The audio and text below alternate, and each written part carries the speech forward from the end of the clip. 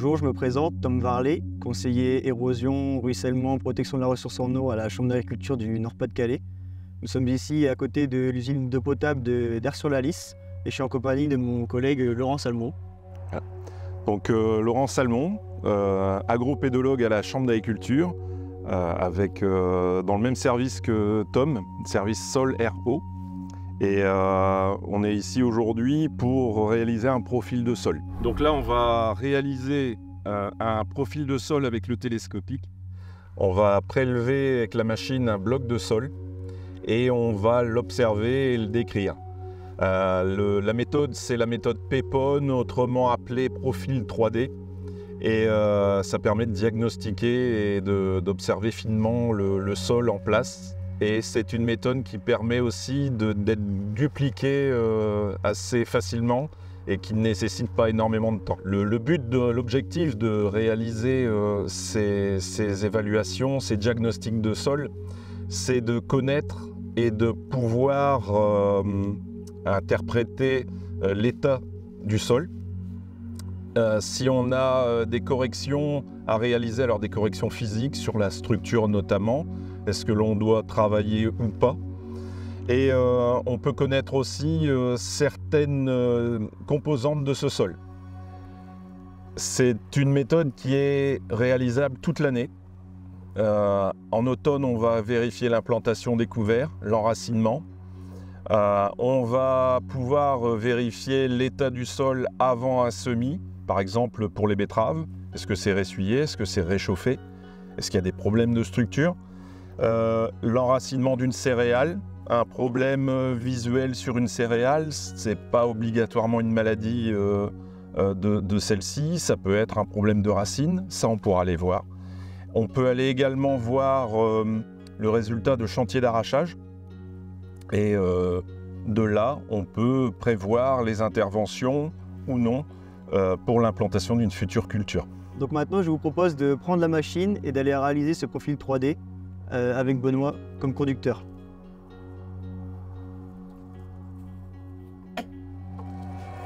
Tu tapes dans le verre? Ouais, ouais. T'es bien. Ouais, oh tu repars, ah non. Et donc là tu y vas. Ça force, non? C'est bon? Ouais. Ouais, là tu peux arrêter. Ça va. Voilà. Et là, tu peux monter. Super. Et tu vas le tenir, tu montes. Tu vas légèrement le redresser. Voilà, là, t'es bien. Et puis maintenant, tu me pousses ton mât pour que je sois au-dessus du tout. Ouais, descends pas trop. T'es bien, vas-y.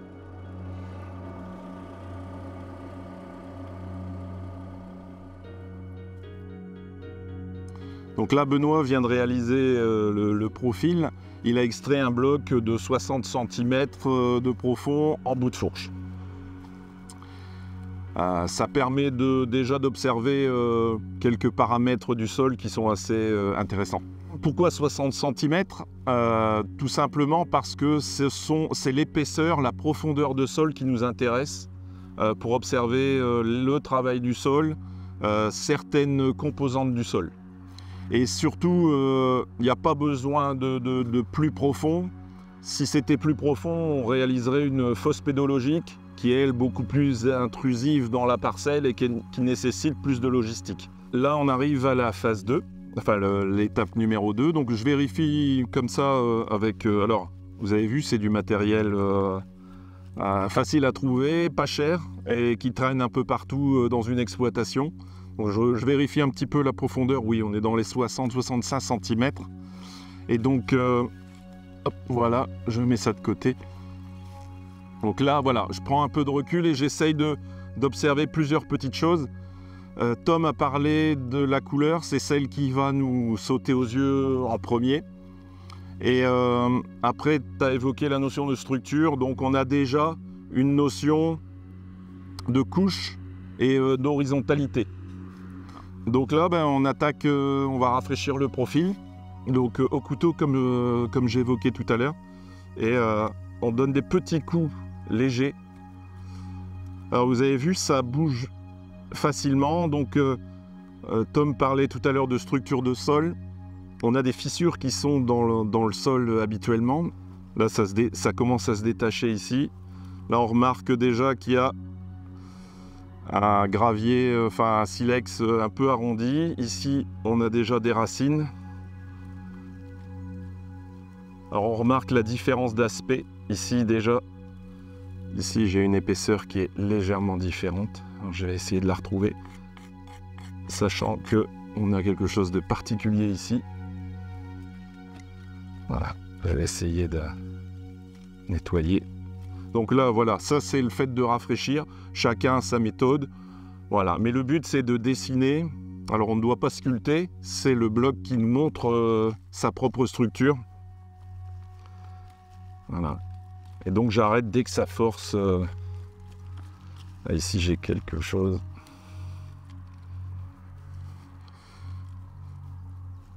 Voilà. Et on s'aperçoit d'une chose, c'est qu'on a dessiné, sculpté, enfin sculpté c'est pas le mot, mais on a fait apparaître, disons plutôt, quelques couches qui sont horizontales et qui sont parallèles ici, aujourd'hui, à la surface du sol. Donc là, on va pouvoir attaquer l'étude du profil de haut en bas. On peut voir ici en surface la couverture végétale et aussi des résidus. En démarrant de la surface, donc là on a le couvert d'interculture qui est ici qui a passé l'hiver, qui sera bientôt détruit. J'ai vu qu'il y avait de l'engrais qui avait été déposé ce matin. Et donc on a le couvert végétal, on a des débris, on retrouve des débris de céréales qui sont ici, voilà comme tu as montré, qui sont en surface.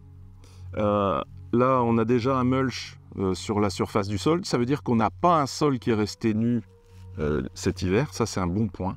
C'est ce qu'on essaye d'amener dans nos discussions sur les choix de couverts et autres. Donc ça c'est pas mal.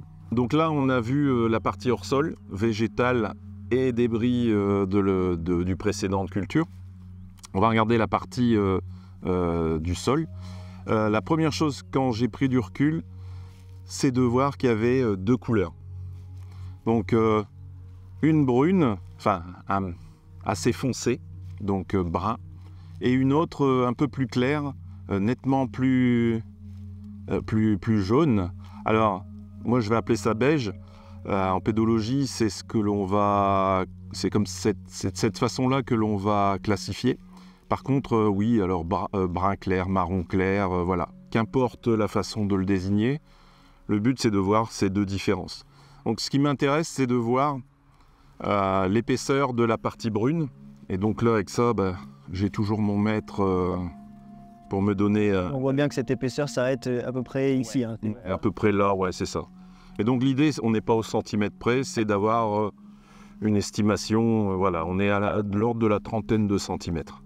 Et puis, une petite partie ici, globalement d'une 5 à 10 centimètres, qui est entre les deux. C'est ce qu'on va appeler une partie bioturbée. Alors tout à l'heure, j'ai parlé des vers de terre. La confirmation des galeries et de la macroporosité de surface, elle est ici, puisque on a une série ici de galeries verticales, de vers. Alors là, on est dans du lombricien.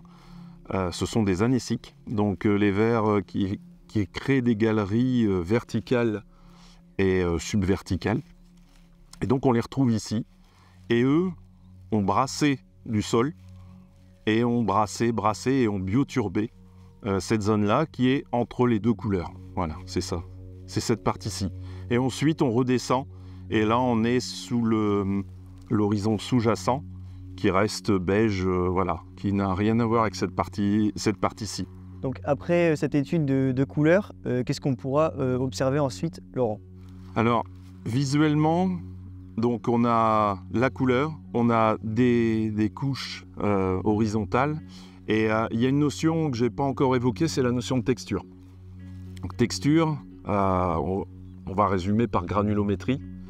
Donc c'est un assemblage de 3 composantes, argile, limon et sable.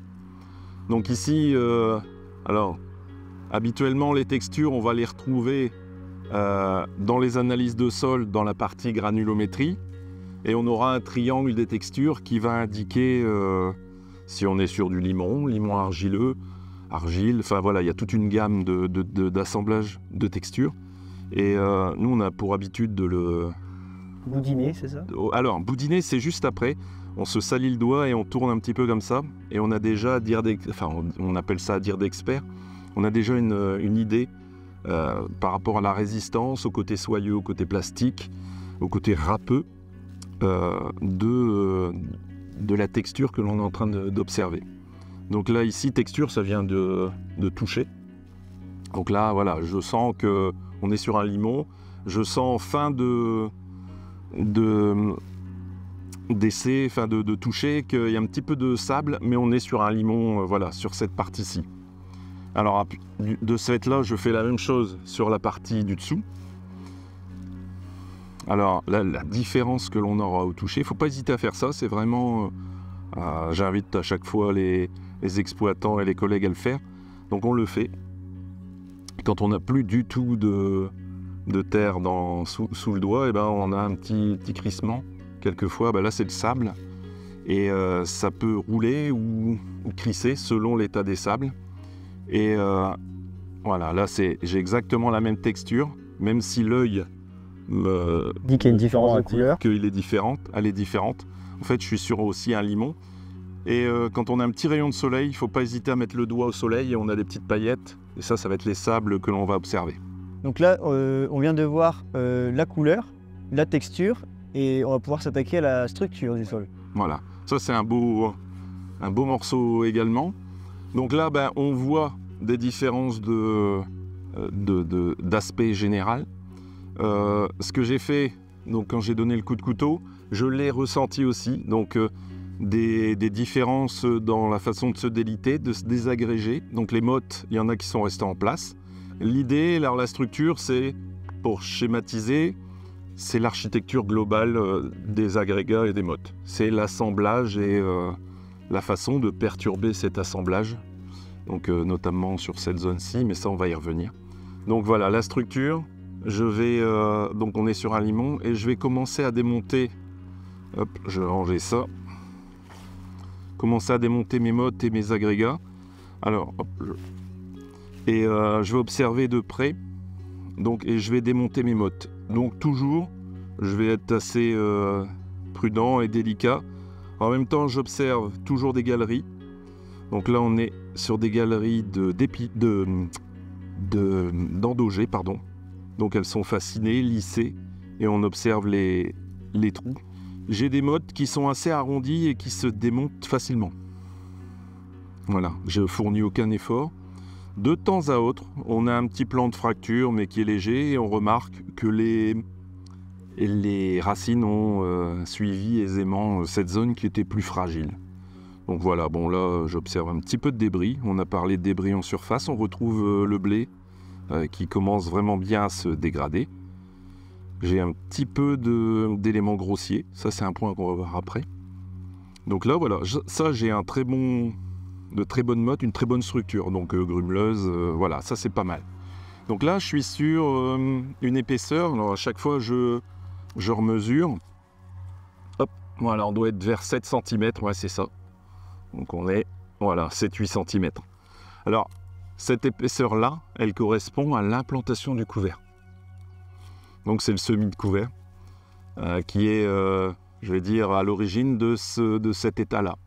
Là, ici, je retrouve, ici à l'horizontale, une grosse galerie. Donc là, on est sur un anécique. Donc on a de la galerie verticale et de la galerie horizontale. Et encore ici, on a beaucoup de vers de terre. Beaucoup. Le but d'observer globalement, là encore une, d'observer le profil, c'est parce que je vais aussi le démonter au fur et à mesure. Donc là, je vais faire une petite chose et normalement, ça doit se décoller ici. Voilà. Et puis, oh bah là. On peut voir les habitants. Ouais. Donc là, on a un bel anécique, environ 10 mm de diamètre. Donc les anéciques, ça peut vivre jusqu'à 20 ans. Donc 13 mm, on est à partir de... Il y a au moins 10 ans. Ceux-ci, ce sont des endogés. Donc ici, on en a partout. Voilà. L'ANESSIG vient chercher les résidus en surface. Les endogés, eux, travaillent à l'horizontale, globalement, et prennent les débris et s'installent, voilà, créent des niches et s'installent sur place, tandis que les autres, ils redescendent. Donc là, vous avez vu, on a énormément de porosité, de macroporosité due au verre. Donc c'est assez intéressant. Et puis c'est de bon augure. Donc j'arrive à le remettre, bon je vais le poser là, je vais éviter de les perturber inutilement. Donc là on a vu la première couche, la première strate, celle qui a été travaillée par, je pense, la rotative ou alors une herse, mais ça a déjà été affiné. On continue à descendre, donc on était à 7-8 cm. Là on va descendre, ici on a un porte-à-faux, enfin on a une différence notable. On a cette épaisseur-ci, donc habituellement je continue à mesurer, donc je suis toujours je suis à 23 cm, ça correspond au réglage que Benoît nous avait dit, c'est la charrue. Voilà, ça bon, ça on le sait à l'avance, mais ça se voit aussi habituellement. Donc je continue la même méthode, voilà, et je vais continuer à démonter. Ça avait l'air un peu plus dense, moins foisonné, moins aéré, et surtout il y a des vers de terre. Là on retrouve 2 galeries qui passent dans la galerie d'une autre. On a moins de débris végétaux, moins de densité de vers endogés. Par contre, à chaque fois, c'est une fractale. En fait, on a une motte, quand je la démonte, on a des mottes qui ressemblent à la même motte, structure fractale. Et à chaque fois, voilà, je fournis aucun effort et toujours des galeries, de la porosité, c'est assez impressionnant. Donc voilà, on a une zone ici, on a cette zone-là qui s'arrête à 22, 23. Et on a une partie, tout à l'heure, je devais être là aussi sur 7-8 cm, même pas. Ouais, c'est ça. Donc cette partie-ci, elle est bioturbée, mais elle s'avère un peu plus massive. Mais tout est relatif, hein. Donc je vais essayer de la démonter un petit peu. Voilà. Voilà, je commence à sortir des mottes un peu plus fermées, avec des plans de fractures un peu plus géométriques, mais on est loin des mottes denses. Voilà, ça c'est vraiment pas mauvais. Alors celle-ci, elle est légèrement plus appuyée. Bon, c'est le résultat du passage de la charrue qui a appuyé. Alors aussi, selon le travail du sol, il peut y avoir eu plusieurs labours et qui ont un peu appuyé et marqué cette épaisseur-là. Donc ça se voit, elle est plus géométrique, plus parfeuillée. Mais, alors, quelquefois on appelle ça une semelle de labour, mais il existe différentes semelles de chaussures. Donc il y en a des plus épaisses et des plus résistantes que d'autres. Alors cette, on va dire, semelle, elle se démonte aussi. Elle a seulement été glacée sur le dessus et légèrement appuyée. Et le gros indicateur aussi, c'est le travail vertical des sols, le travail vertical des vers de terre, oui, pardon. On a ici donc toujours des galeries, des grosses galeries, quelques racines. Voilà, donc on a des racines du couvert. Il y a quelques temps, on a fait un profil dans cette parcelle-ci, avec toi. Oui. On était sur un passage de roue. C'est vrai. Et là, on n'avait pas du tout le même faciès, la même allure générale. On était plutôt inquiets. Et donc là, aujourd'hui, c'est la bonne nouvelle. Il n'y a pas de tassement notable et de zones compactes. Ici, tout à l'heure, tu parlais de débris végétaux. Donc là, on en a un joli. Alors, on va l'extraire. Donc là, on est... Oups, je remets les lunettes. On est sur... Alors là, on est l'antéprécédent. Un résidu de maïs. Voilà, tout à fait, ouais. Et, il est en cours de dégradation. Donc ça se démonte, hein. Mais voilà, il est dans le sol, enterré. Il n'a pas d'odeur aussi. Ah, effectivement. Je pense. Non, cette fois-ci, non. Non. Que tu pourrais nous expliquer, si on trouve un résidu, s'il a une mauvaise odeur, qu'est-ce que ça peut signifier? Et s'il n'y en a pas, qu'est-ce que ça signifie aussi? Alors l'odeur, elle va venir de l'horizon en lui-même. C'est pas tout à fait le résidu. C'est le fait, L'autre jour, on réalisait un profil et quand on a ouvert, ça sentait la vase. Mais c'était assez marquant. Et on était même sur de la méthanisation. Donc là, ça voulait dire qu'il y avait eu des problèmes d'arrachage. Et ça avait tassé notamment, et l'exploitant avait labouré pour pouvoir implanter un blé. Donc il est allé chercher ce qu'il pouvait comme sec, et il a remonté le sec en remettant l'humide dans le fond. Et cette couche, c'était une couche sans oxygène, donc en anoxie. Et donc on avait ce qu'on appelait un horizon réductique. Et là, ça sentait la vase. Donc on a de la fermentation, mais qui n'est pas une bonne fermentation. Et quelquefois, c'est cette odeur-là qui est particulière. Et un autre aspect qu'on n'a pas évoqué parce qu'on ne l'a pas vu, et donc on passera rapidement là-dessus. Tout à l'heure, tu parlais de mauvaise odeur. Donc c'est la notion d'hydromorphie, donc un engorgement plus ou moins permanent à l'eau, par l'eau. Donc ici, on est sur des sols drainés.